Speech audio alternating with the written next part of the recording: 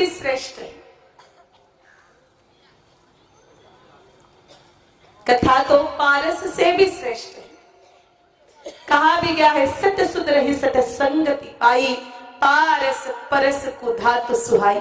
मेरे भाई बहनों, हमारा जीवन लोहे की तरह है।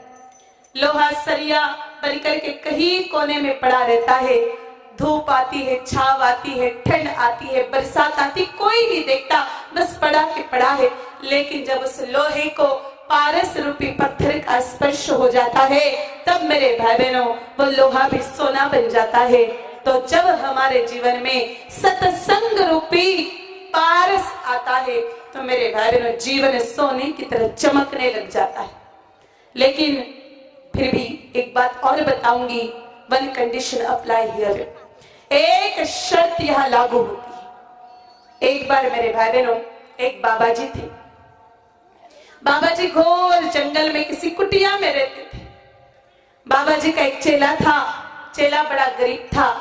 गुरुदेव के पास गया, बाबा जी के पास गया, बाबा जी को प्रणाम किया, रोने लगा, आंसू बहाने लगा। कहा, बाबा जी बाल बच्चा भूखा मर रहा है, कुछ तो दे दो, कुछ तो दे दो।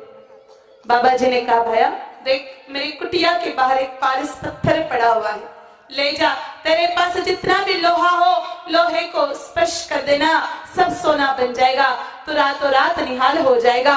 ले जा वो पारस ले जा, लेकिन एक बात ध्यान रखना, कल सुबह होने से पहले पहले वो पत्थर मेरे यहाँ ला करके रख देना। बाहर कुटिया के बाहर पारस पत्थर पड़ा है, जा उठा के ले जा। अब मेरे भाई बहनों चेला तो उठ गया, लेकिन कलयुगी चेले दिमाग को एक्स्ट्रा दौड़ाते, घोड़े से भी ज्यादा तेज। अब चेला विचारे करे कि भाई पारस होता तो बाबा जी बाहर क्यों फेंकते, पास में लेके बैठते, और पारस भी है तो बाबा जी ने पारस का ही काम, मतलब रातों रात पारस पत्थर मंगवाया। ऐसे अनेकों विचार उसके दिमाग में घूमने लगे। वो बाहर पारस पत्थर पड़ा हुआ था, उसको उठाया, घर पे ले गया। घर पे ले गया तो देखा लोहा तो ज्यादा है ही, मेरी छत जरूर लोहे की है, उस पर ही फेंक देता हूँ, पूरी सोने की बन जाएगी तो और ही मुझे क्या चाहिए, मेरी जिंदगी निकल जाएगी अगर पूरी की पूरी छत सोने की बन गई तो। मेरे बहनों उसने पारस पत्थर उठा करके सीधा छत पर फेंक दिया और रात को सो गया। सुबह हुई, आंखें खोलने से पहले विचार किया, अब तो चारों तरफ पीला ही पीला चमकेगा। जैसे आंखें खोली मेरे बहनों, ऊपर पीला नहीं, सब काला ही काला था।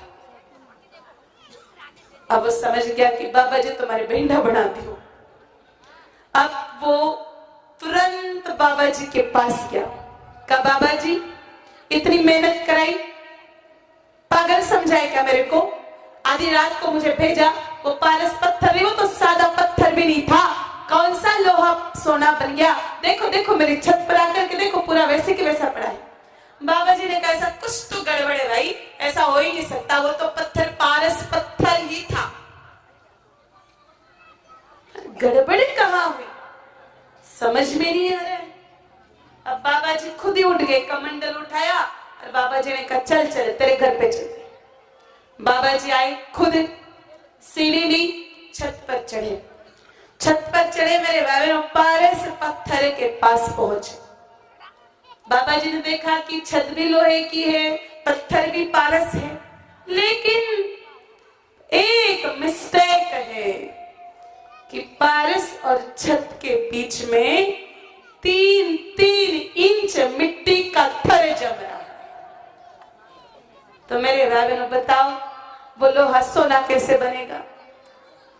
अब बाबा जी ने पानी मंगवाया, पूरी छत को साफ करवाया और मेरे भाई बहनों फिर पारस पत्थर का स्पर्श करवाया। अब वो पूरी की पूरी छत सोना बन गई और चेले की जीवन भर की दरिद्रता वहीं पर खत्म हो गई, गरीबी वहां पर खत्म हो गई। ताली तो बजा रहे हो, लेकिन फिर हम भी सत्संग को ऐसे ही श्रवण करें। कथा तो सुन रहे साहब, मन कथा में नहीं है। माता बहन अभी भी विचार कर रही है कि खाणो बनानो ठंडो,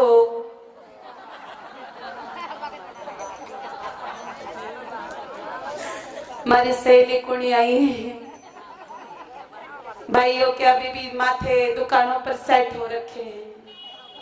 तो ऐसे ही पूरा हम यहीं पर विराजमान रहे तो मेरे भाई बहनों, ये सत्संग हमारे जीवन के दुखों को मिटाएगा।